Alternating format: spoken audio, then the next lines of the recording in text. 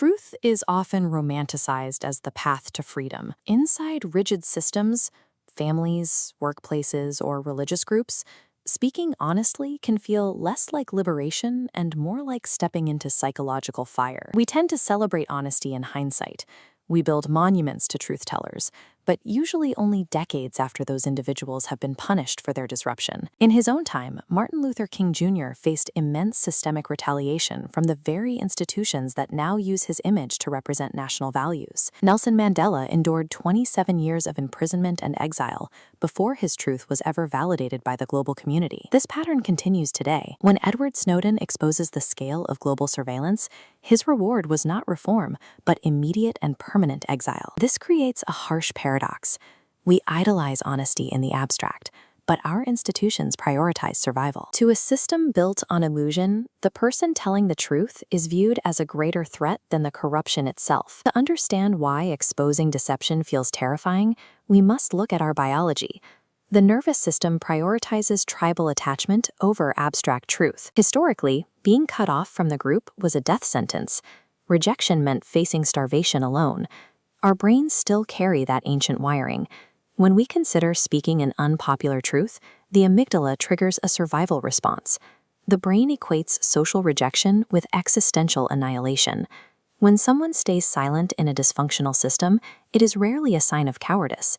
It is a deeply hardwired biological strategy to maintain the attachments required to stay safe. This biological drive for safety scales up into the mechanics of our largest systems, from family units to global corporations. These organizations rely on an architecture of denial, maintaining stability through image management, rigid hierarchies, and collective silence. When a truth teller introduces a shock of reality, they threaten this structure, and the group fractures. In a panic to prevent collapse, the system reacts defensively.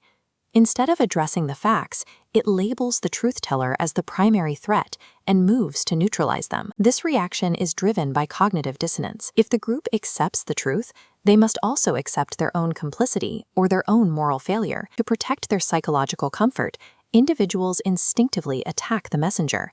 By discrediting the source, they can ignore the message. The system deploys a standard toolkit of retaliation. The truth teller is gaslit, smeared, and labeled as crazy, bitter, obsessed, or dangerous. This allows the group to avoid self-reflection. The truth teller is forced to become the container for the entire group's unaddressed guilt and discomfort. The resulting losses are multi-layered. First is social death. Friends disappear and family members distance themselves, choosing the comfort of the group over the reality of the individual. This is followed by financial death. Integrity often carries a punitive price tag: lost careers, legal fees, and the intentional sabotage of professional opportunities. The most devastating layer is identity death. The old self, the person who belonged to the family or the institution, cannot survive alongside the new awareness. This total isolation forces the nervous system into a state of chronic hypervigilance. Carrying a truth that everyone else denies creates a profound psychological fracture. This cumulative loss of belonging, security, and identity results in a form of psychological annihilation.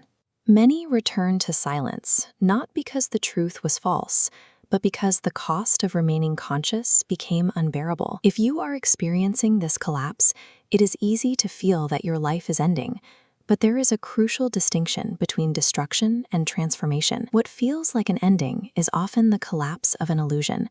The false structures you built must fall away. This death is the destruction of toxic roles, the end of the version of yourself required to stay silent. Truth is a destructive force, but it only destroys what is not real. That transition is painful, but it is the only path to a life rooted in reality. Because this process is so taxing, telling the truth requires preparation.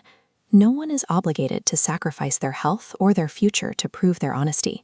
Survival depends on mechanics: building an outside support community, regulating your nervous system, and practicing strategic disclosure.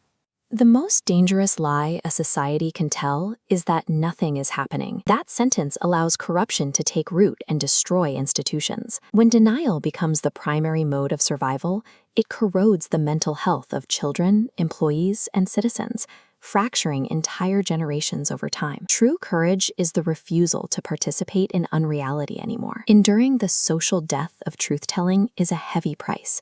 but it is the only way to preserve your humanity and begin the process of healing.